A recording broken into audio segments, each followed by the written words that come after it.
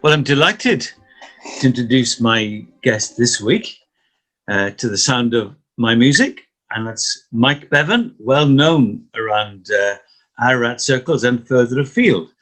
So maybe particularly in Ararat, associated with the sound of the ukulele, but actually much more to Mike than his ukuleles, as we're going to find out this afternoon. So Mike and Pat have been part of Ararat one way or another for a long time, I would imagine, Mike. So anyway, welcome. It's great to see you with us, Mike. And we're going to talk about the three pieces of music that in one way or another sum up your life. It's a hard thing to do, but you've chosen three pieces of music, and we're going to frame the conversation around those three pieces of music. So so I wonder, Mike, if you would tell us really about the first part of your life, from zero to wherever. So tell us about childhood and adolescence and that kind of thing. Okay. Well, I was born in 1948 in Cardiff. My father, at the time I was born, was a policeman. Before that, I think he'd worked alongside his father in the brickworks up on Caerphilly Road. Then the war came, and he went off to war. And unfortunately, he was captured by the Japanese, and he spent about 4 years in a prisoner of war camp, and had a pretty rough time, as they all did, of course. Then he came home from that and joined Cardiff Police Force. He was based in Canton. His beat apparently was from the Canton Police Station out to the Trehan Arms, out on the hill there, out towards Canton. Of course. We lived in Llandaff North at the time, Kennelly Street, and for the first few years of my life anyway. Then my father decided that he wanted to move to Canada. Quite why he decided that, I don't know, but from what my mum has told me down the years, my father found it very difficult to settle after the war. Of course, Canada was a very popular place. A lot of Welsh people going out, a lot of Welsh miners going out. So he went up there, first of all on his own, to Winnipeg in Ontario. And the idea was that he had a job to go to there, and then he would set up a home for us, and we would follow on, which we eventually did. My mum embarked on a sailing ship with my brother, who was a year younger than me, and my sister, who's 2 years younger than me, Philip and Gloria. We eventually ended up going down the St. Lawrence River and finally ended up in Winnipeg. Wow. I don't have any real memories of Winnipeg. I was very young. I was about 4, 5, something like that. Perhaps the only real memory I have is that I managed to shoot myself in the finger with an air pistol. Yeah. I don't know what it was. From what I can recall, from what my mum told me, a friend had an air rifle, I think, one of these things you cock, and then you put a little brass ball in it or something. Yeah. And I wanted to find out what the air felt like coming out of the end of it. Yes. And I was reassured there was nothing, there was no ball bearing in there. Yeah. So I put my finger over the end and pulled the trigger. I managed to shoot a hole in my finger, apparently. Wow. That's the only thing I can remember about Winnipeg. But that says something about your curiosity, I guess, Mike. Your natural curiosity about life and things. Yeah, I've always been curious. I don't quite know how long we stayed there, but in the time that we were in Canada, up until I was in my very early teens, we moved numbers of times all across Canada. Yeah. We ended up at one point in Saskatoon in Saskatchewan. Wow. And then from there on to, my father was a policeman there as well. And then on to Alberta, where we lived in Edmonton for a while, in the capital. And then we moved north then up into the logging towns.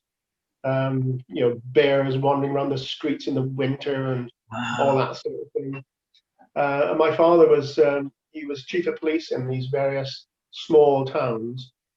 I think the idea was that they would send a professional policeman there, Yes. and then they would retrain all the deputies and so on, and then Yeah. eventually then he would move on.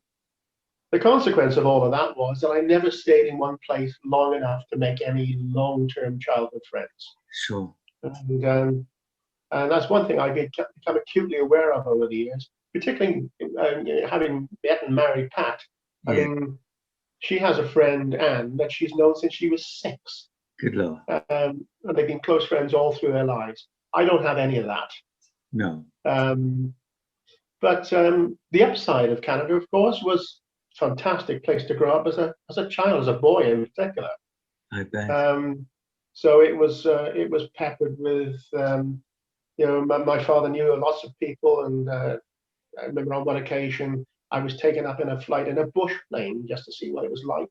Yes. On another occasion, I'd be fishing through ice holes in the edge of the lakes, God. and pulling fish up from there. The winters were always absolutely amazing and lethal if you were caught out at night in them. Yeah.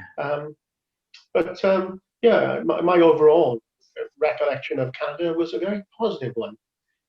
How long were you in my Canada children, for, Mike? How many years? We went out when I was about 4, and we came back when I was, I think, 13, so 9, 10 years. Yeah. Yeah. Formative. So we had all sorts of amazing experiences out there, because we were, particularly in the north of Canada, the north of Alberta, in the logging countries, they were pretty weird and wild up there. And I remember on one occasion because my father was chief of police, an important figure it seems, we were invited out to the local Indian reservation for one of their big ceremonies, and I remember all these people dancing about and banging drums and all of that.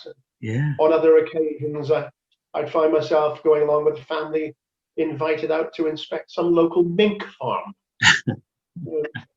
And probably the main thing I remember about the mink farm was the smell. They were fed on dried fish. Yeah. And you can imagine it was absolutely, well, it was very difficult for it. You had to walk with your only. Yes. Yeah. And then on the other end of Alberta, we lived not far from Calgary for a while, and every year they'd have the Calgary Stampede, and my father, along with other policemen from the province, would be invited down there to help control the crowds and deal with the whole event. So we used to go to the Calgary Stampede most years. Yes. So it was quite an experience for a kid growing up. It sounds amazing, Mike. Well, I wonder. This is a nice lead in to your first piece of music, which you gave me you gave me the secret of this beforehand, that your first piece of music has got some associations, particularly with your dad, and he sounds like you were particularly close to your dad.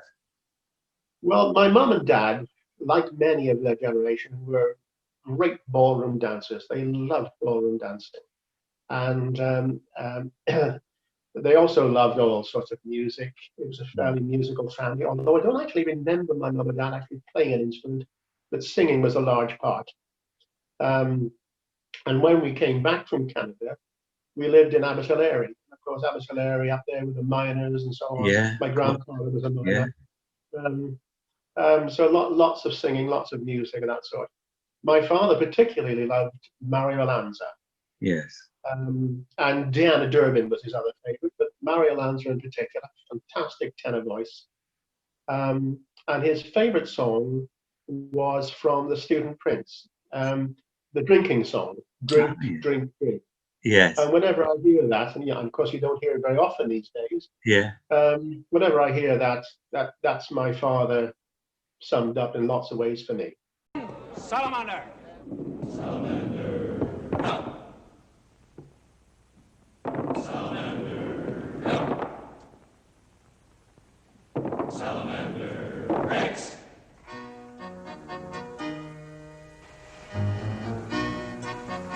Drink it down in one breath.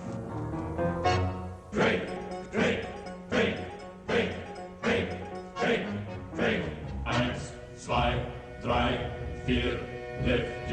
wine and drink your beer. Ice, slide, glide, feel, lift your stein and drink your beer. Drink, drink, drink, to eyes that are bright as stars when they're shining on me. And Drink, drink, drink, to lips that are red and sweet as the fruit on the tree. Here's a hope that those bright eyes will shine, lovingly, longingly, soon into mine. May those lips that are red and sweet tonight with joy my own lips meet. Drink, drink, let the toast start. May young hearts never part. Drink, drink, drink, let every true lover salute his sweetheart. drink, drink, drink, to arms that are wide and warm as the rose in the sun. Drink, drink, drink, to hearts that will love one only when I am the one. Here's a hope that those soft arms will twine.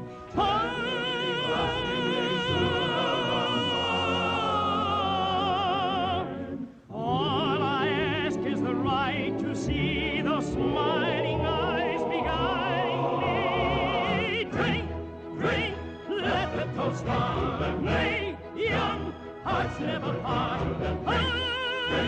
Drink, let every true lover salute his sweetheart. I never knew, and I still don't know quite why my father decided that our family's time in Canada had come to an end. It may well have been something to do with the restlessness that he'd always experienced.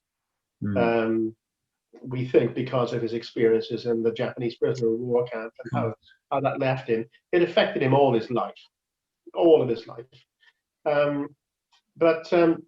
Yeah, he suddenly decided, it seems, that we were going to come back to Britain, and it was quite confusing, really, about how it came about and how it was arranged. My recollection of it was that my brother and I were invited by my parents to hop on a plane and come over to Wales or to my grandmother in Bournemouth. My grandfather and grandmother were divorced when my mum was 5, and for a long holiday. And so over we came. Didn't think another thing, a big adventure, you see. Flying over to Rotterdam, and then transfer to Amsterdam, and then over to Britain. But it turned out that my grandparents had got confused about which airport we were going to land at. And so they ended up at 2 of the main airports. And it just so happened that we turned up at the airport my grandfather was waiting at. And that's what brought us to Abertillery. Yes. And he was an Abertillery man. My mum was born in Abertillery. Wow. In fact, I think Roy Jenkins knew my mum. Is that Or right? knows my mum. Yeah. But certainly my mum knows Roy Jenkins anyway. Yeah. And so we ended up in Abertillery. Quite a shock. I bet. I mean, we came from mid Alberta in Canada, where you could stand on a rock and see another 10 miles. You know, it was that flat in lots of places. And then suddenly we found ourselves on the side of a large ditch, it seemed to me. I looked out the window the following morning. We arrived at 3:30 in the morning. It was raining on a train. Yeah. So it was the mail train or something. Yeah. And I remember walking up through the main street in Abertillery from the railway station to my grandfather's house, and I couldn't believe all these little tiny houses, rows and rows of tiny houses. Anyway, we got up to my grandfather's place, which was a little 2 up, 2 down minus cottage, about half the side of the mountain, and we hopped into bed under a pile of old ex-army sleep blankets, which were very rough, I remember. Yeah. And when I looked out in the morning, I was looking out onto what looked like a great big trench with rain, sheets of rain marching up the valley. Good luck. And a low cloud cover, almost like a lid on the top of it. And I couldn't believe my eyes. And it took a lot of getting used to. I bet. And no snow. Pardon? And no snow. compared to Well, Canada? well, occasionally up in Aberystwyth, you get some reasonable snow, a couple of feet, but nothing like the winter in Canada. There, the snow was dry; it was powder. You Yeah, could go out playing in the snow and come home and brush it off, and you were fine. yeah, But of course, in Wales and Aberystwyth, you go out in the snow and play about, and you come back absolutely soaking wet and cold as well. Yeah. But one of the ways that I came to cope with the difference was I soon discovered that if you got up on top of the mountains, you could see a long way. And so whenever I could, that's where I'd be, up on the yeah, top of the mountains. I'd walk from Aberystwyth over past Beavan and down over the Blorens to Abergavenny and things like that. yes. But after about 4 weeks of this, my brother and I were wondering, we hadn't really thought about arrangements to go back home. Yes. And then one evening, there was a knock on the door, and my family turned up. And it turned out that this was part of how they arranged for us to, go along with the move. It was quite traumatic. Yeah. But my grandfather was a wonderful man. We lived with him for a number of years. Of course, he was living on his own with his dog and his cat, Yeah. and up on the side of the mountain. And then we arrived, and he very graciously took us in. It was marvelous. Wow. I could see him now sitting in front of the fire, big old coal fire there, on his settle, with his flat cap on, Yeah. his pipe in his mouth, his big old wide leather belt around his waist, Yeah. and his one leg over the other, dropping off in front of the fire with a pipe in his mouth. Yeah. It was necessary then for us to do something about the house itself. So my father decided, he was a very resourceful man, that he'd build an extension. And so he dug the foundations along with my brother and I. We went down to one of the local pits that had been knocked down and reclaimed bricks Yeah. and used those to build this extension Wow. and so on. And it turned into, it was a tolerable place to live then. I got to know a few people there. I spent quite a bit of time in school fending people off, because you can imagine suddenly two large guys, because my brother's the same build as me, Yeah. a year younger, turning up in a secondary modern school with brush cut haircuts, strong Canadian accents. Yeah. Yes, well, we became targets fairly quickly. And when I left school, it was at the time where you either found work or you went on the dole. And whilst you were on the dole, you were expected to consider a maximum of 3 job offers. And if you refused the third one, then you'd have your dole money stopped. Okay. So the first one I was offered was going to work down a pit. Yeah. No way, absolutely no way.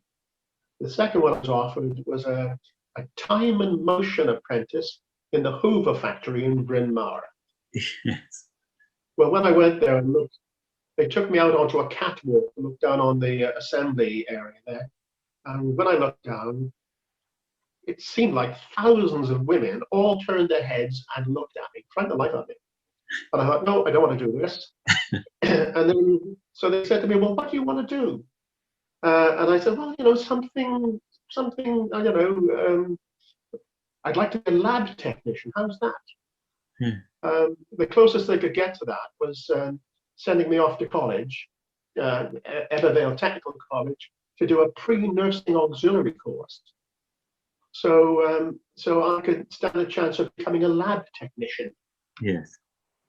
I had no idea why I wanted to be a lab technician. It sounded well, that ended up with me spending a couple of years in Evervale, and finally being offered a job as a nursing assistant in St. Cadoc's Psychiatric Hospital in Killian, just outside Newport. Yeah, of course. And I was quite happy with that. So I went down there, and it was very strange to begin with. It was a young guy, 18-year-old with, well, how many 18-year-olds have a lot of life experience? Very few. Yeah. So I turned up this psychiatric hospital. I was given a white coat and a badge, and sent on to the wards.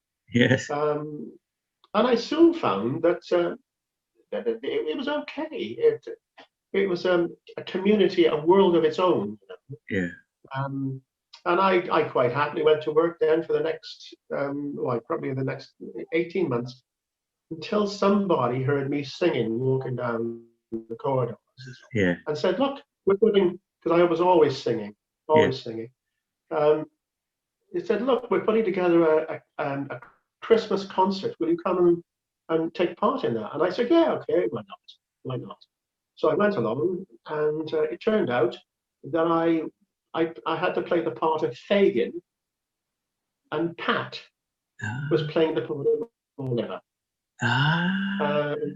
Yes, and we had to do a number, and that's how I became aware of Pat, and she became aware of me. Wow. Yeah, and then later on, then it seemed, because I used to live in Cwmbran at the time. Yeah. I'd moved from Abertillery by then, and I was now living in Cwmbran. I used to walk to work most mornings because I never had any money. Yeah. It's about 6 miles, something like that. And of course, I get to work wide awake, singing away. Yes. And one morning, apparently, I was coming into work and I was going down the corridors. I was singing, but I don't know what I was singing. Yeah. But Pat was coming in at the same time through another door, and she could hear this idiot singing at 7 o'clock in the morning while everybody else were dragging themselves in. And she said, "Who's that idiot singing?" And it turned out to be me. And that's how she became aware of me. Wow. And then we finally met and got together, and the rest, they say, is history. There have been a number of themes that have run through my life. One of them is singing in particular, and I've done lots and lots of that. Operatic societies, amateur stuff, rhythm and blues bands, all sorts of things. But the other one is anything to do with boats. I've always loved boats and water. I find water, even just sitting by the lake at Roe Park Lake, it's so calming. It's because it's continually on the move. It's never boring. Yes. And that, I eventually got into doing a lot of sailing, and over a period of about 7 or 8 years, I suppose, I used to go off with a bunch of people chartering yachts. And we used to sail out from Falmouth to the Isles of Scilly and go have a week or two out there just cruising around, or up to Scotland and up around Mull and Skye and all of that. And being one of the probably one of the older people in the crew, and maybe having a bit more experience, it used to fall to me regularly to lie awake until the midnight or 12:30, 20 to 1 shipping forecast. And so I'd lie there, I'd be lying there in a boat that was generally gently rocking, listening to the snores of other people, trying to get their heads down, waiting for the shipping forecast. And just before the shipping forecast, it doesn't happen now, they stopped it, but just before the shipping cast, they would play a piece of music called Sailing By. And for me, that piece of music brings together everything I feel about water and boats and sailing. Yes. It's just a lovely, peaceful. Southeast Iceland. If I listen to it and close my General eyes, synopsis then at I'm 1800. anywhere in a boat. New lows expected just north of Southeast Iceland 968 and Rockall 987 by 1800 on Monday. The area forecasts for the next 24 hours: Viking north at Sira, south at Sira, Fortis, Cromarty, Forth, Tyne, Dogger. Westerly or southwesterly, backing southerly later 5 to 7. Occasionally gale 8 at first in Viking, south at Sira, Fortis.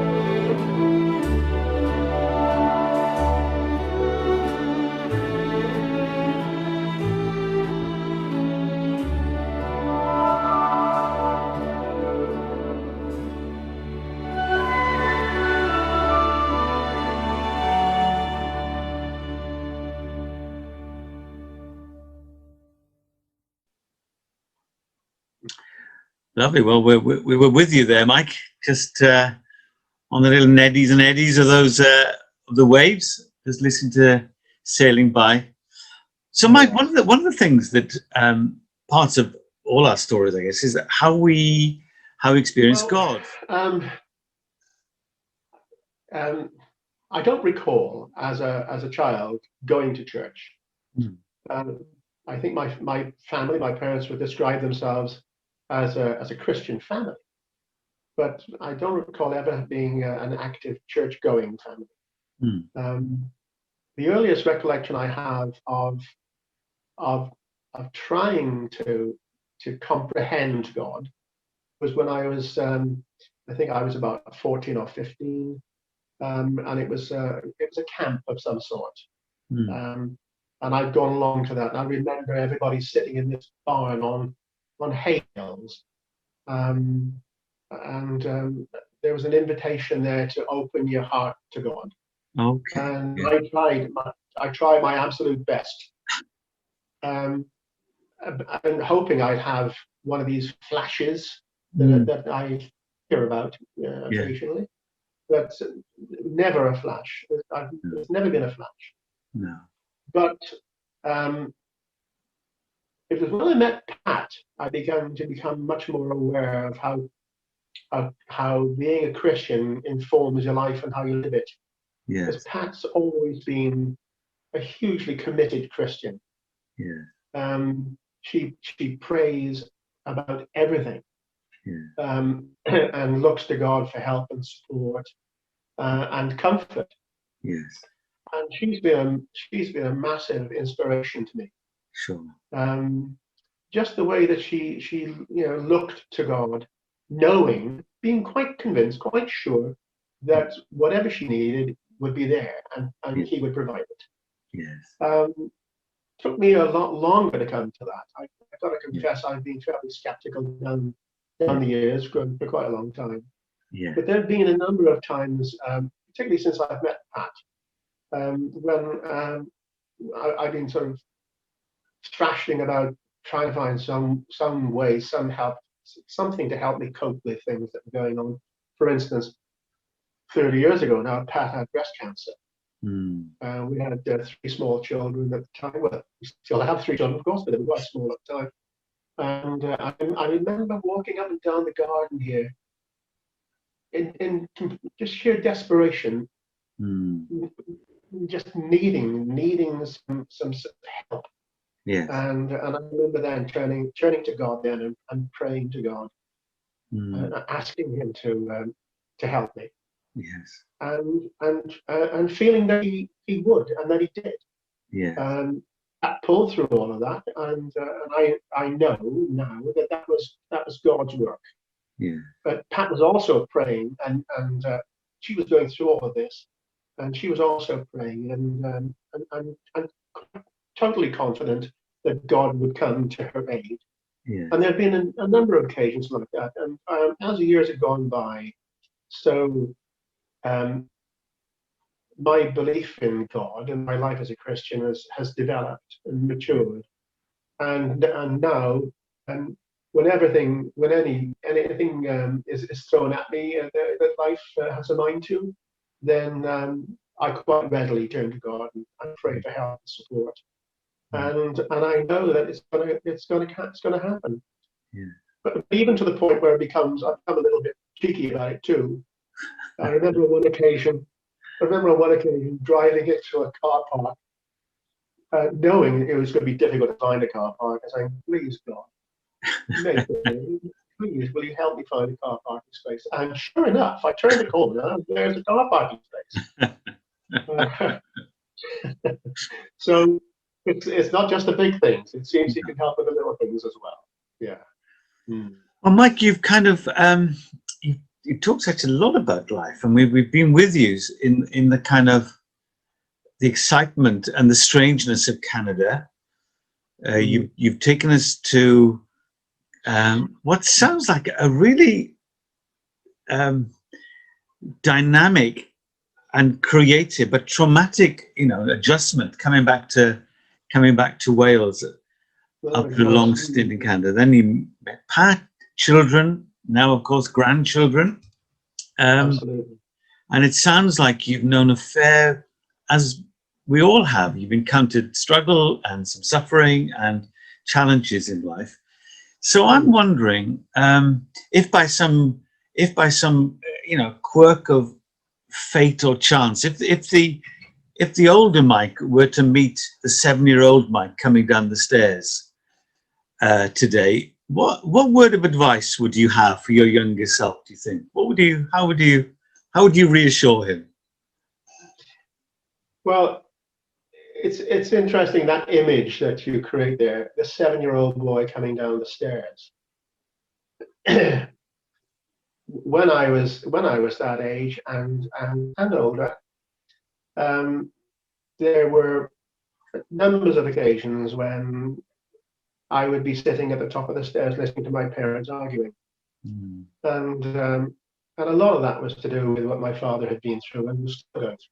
Sure. And I remember being at the top of the stairs, being scared really that I would be left. That I wasn't going to be loved or whatever else. And I think I'd want to say to that 7-year-old, put those worries about not being loved out of your mind. God will take care of you, because He has. I mean, I have been through. And all of us in our lives have been through all sorts of traumas and so on. But I've come through it, and I've come through it because God has given me the strength to do that. And I know that He's been there with His hand on my shoulder, helping me along. So I'd say, don't be scared. Be confident. You are loved. You will always be loved, and you will get through everything with God's help. Yes. Wow. Well, that brings us neatly, Mike, to your final piece of music. So I wonder what the finale says about you, and because I guess it ties in quite a few themes, one way or another. It does. Well, as I mentioned a couple of times, singing has always been important to me. I feel that I've enjoyed my life. I'm enjoying my life. It's been full of high spots for me as well. You know, as we mentioned earlier on, I've got 3 children. I've got 4 grandchildren. They're absolute joy. Pat and I've been together for over 50 years. That's been wonderful. Singing's been a huge a part of my life. I've been lucky enough to be on stage with some wonderful people, including Marion and Jack, and hundreds of others. And I've also been fortunate enough to be able to play a number of parts down the years as well. In fact, when Marion was talking about music, she mentioned the Mikado as being one of the first she was involved in, or perhaps that was where she met Jack. Well, it was also the first show I ever did. The last show I did had a number in it, which for me is important. I consider myself to have had a very fulfilling life so far. I feel very rich in all sorts of ways, not just monetary ways. Well, not monetary ways at all, actually. If only. But I'm very rich. And if you'd excuse it being coming across as perhaps a little corny, my final song is from a show that I was able to do. I played the part of Tevye in it. It's Fiddler on the Roof. And it's If I Was a Rich Man. I am a rich man.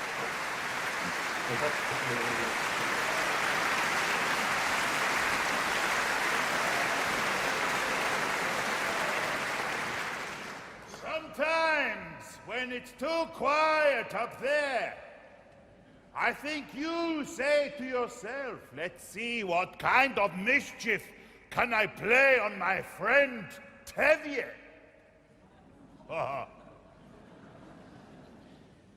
Dear God, you made many, many, many rich people. I realize, of course, It is no shame to be poor. But it's no great honor either.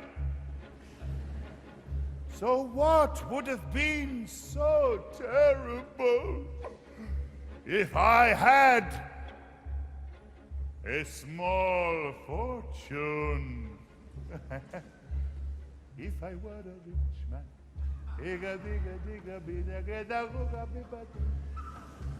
All day long I'd biddy-biddy-bum.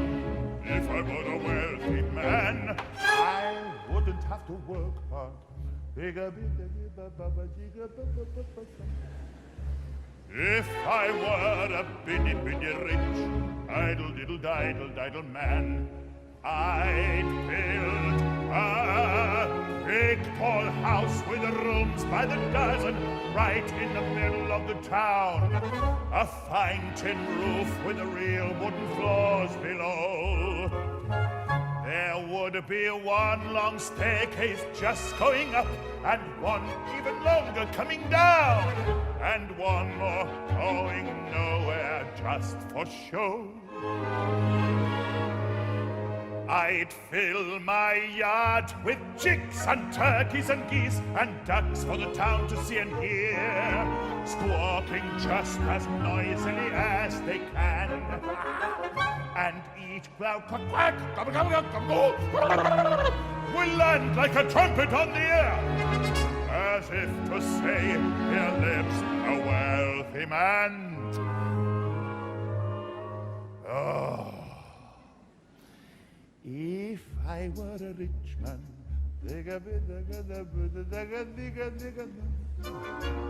all day long I'd biddy-biddy-bum.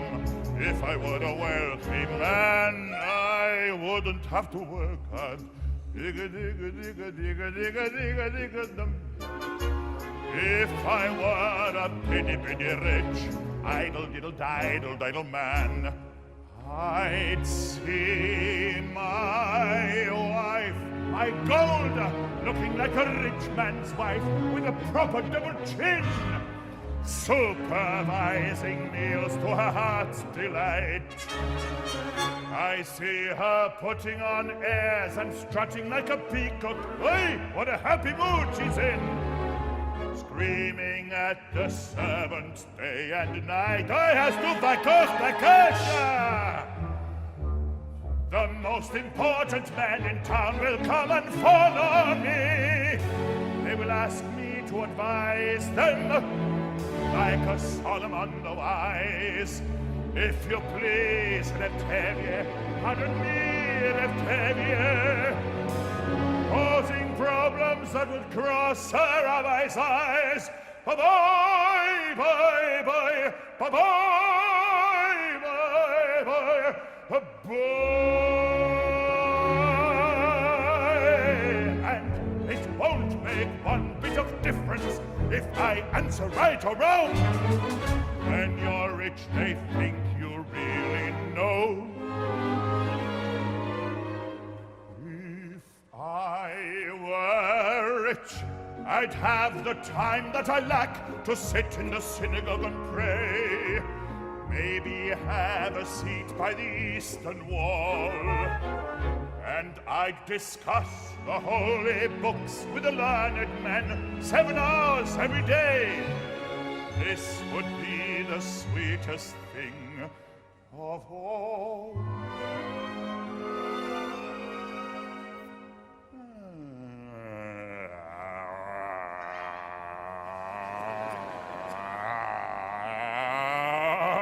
If I were a rich man, digga-digga-digga-digga-digga-digga-digga-dum.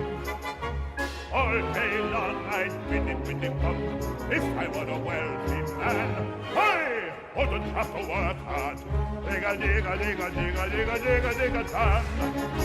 Lord, who made the lion and the lamb, you decreed I should be what I am.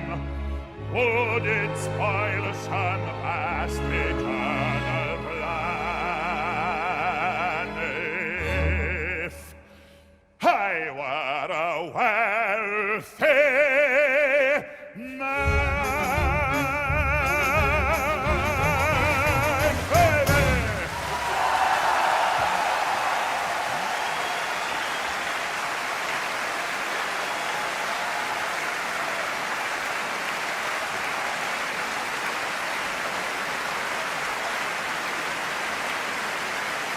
But Mike, thank you so much for joining us. I wonder, before we go, is there one other thing that you, or one other story that that kind of needs to be said before we go? And one other story, but one of my favourite stories from when I was living with my grandfather. My father always used to tell stories, and then he'd say, "No, this is true." And this is what I'm going to say. No, this is true. Because we were such a large family, we raised ducks and geese and turkeys and chickens and all sorts of things to basically feed the family. And we had 3 turkeys, and these turkeys used to free range, and they'd wander up the side of a grass-covered slag tip, which was what was left over from the coal mining. And my grandfather one day, who was a small build, but he's only about 5'4", something like that. He walked out into this big front yard that we had to feed the turkeys, and he started calling them. Well, unknown to him, the turkeys were halfway up the side of this slag tip. They heard him calling and began to run down. And although turkeys are big birds and can't fly, they can glide. And they launched off this tip and glided down. And as they came down into the garden, my grandfather didn't realize they were coming until one of them hit him on the shoulder. You can imagine, this was like a 20-pound turkey coming at him and bowled him down the garden with turkey food going in left, right, and center. And he must have spent a good 45 minutes chasing them with an axe, trying to dispose of them right then and there. And it was one of those wonderful images that has stuck with me ever since. Yeah, my grandfather being bowled over by a large turkey. It's great.